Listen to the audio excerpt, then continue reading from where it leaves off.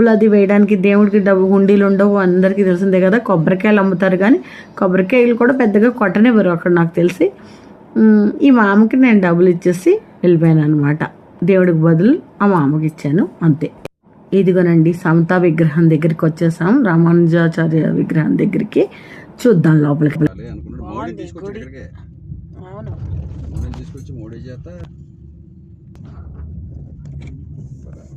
లోపలికి వెళ్దాం, చూద్దాం. ఎంట్రన్స్ ఇలా లోపలికి. కెమెరా అలౌడ్ లేదంటున్నారు, చూద్దాము. మరి ఇక్కడి నుంచే తీయాలి. మన జెండా కూడా పెట్టారు ఇక్కడ. ఆహా, భలే ఉంది. ఆ విగ్రహం కూడా చాలా బాగుంది. గుడి లోపలికి బాగుంది అంతా. స్టార్టింగ్ చూసాం కదా, ఎండింగ్ అనమాట ఇది. లోపల నుంచి హాల్ నుంచి బయటకు వచ్చాడు.